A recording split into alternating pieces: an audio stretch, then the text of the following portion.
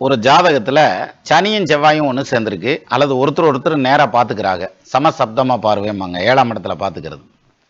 இந்த காம்பினேஷன் இருந்தால் ஒரு 2-3 வீடு கெட்டு போயிடும் ஜாதகத்தில். எது? சனியுடைய ஆதிபத்திய வீடு 2, செவ்வாயுடைய ஆதிபத்திய வீடு 2, 4, இந்த சனி செவ்வாய் சேர்ந்திருக்க வீடு 1, 5, அதுக்கு ஏத்தாப்புல இருக்க வீடு 1, 6, மொத்தம் இருக்கிற 12 ராசியில் 6 ராசி காலி ஆயிரும். இதுதான் சனி செவ்வாய் சேர்க்கை இல்லையா? இப்படித்தான் ஜோதிடத்தில் பல இடங்கள்லையும் இருக்கு. ஆனா இதே சனி செவ்வாய் சேர்க்கை ஒரு மிக பிரம்மாண்டமான யோகத்தெல்லாம் கொடுக்கும் சிலருக்கு. யாருக்கு கொடுக்கும் அப்படின்னா, இந்த சனி செவ்வாய் சேர்க்கைங்கிறது நீங்க எந்த லக்னமா வேணாலும் இருங்க, லக்னத்துக்கு 3ஆம் இடத்துலையோ அல்லது லக்னத்துக்கு 11ஆம் இடத்துலையோ இருந்ததுன்னா மிகப்பெரிய யோகம் உண்டு.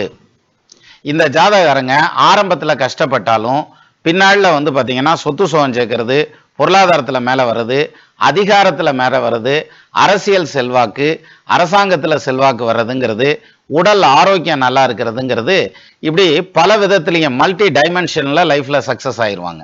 எது? இந்த சனி செவ்வாய் சேர்க்கை. அப்போ ஒரு விதி ஒரு எல்லா ஜாதகத்துக்கும் ஒரே மாதிரி பொருந்துமானா பொருந்தாது இல்லையா? அப்போ ஆனால் இந்த விதியை பொறுத்த வரைக்கும் நீங்கள் எந்த லக்னமாக இருந்தாலும் 11ஆம் இடம் அல்லது 3ஆம் இடத்துல சனி செவ்வாய் சேர்க்கை இருக்கா, நீங்கள் வாழ்க்கையில் ஜெயிச்சிருவீங்க சார். லேட்டு வேணா ஆகும், ஆனால் கண்டிப்பாக ஜெயிப்பீங்க. அதுவும் ப்ராப்பர்ட்டி வைஸ் பெருசாக ஜெயிக்கிறதுக்கான யோகம் உண்டு. வாடகை வாங்கக்கூடிய யோகமெல்லாம் சிலருக்கு வரும்.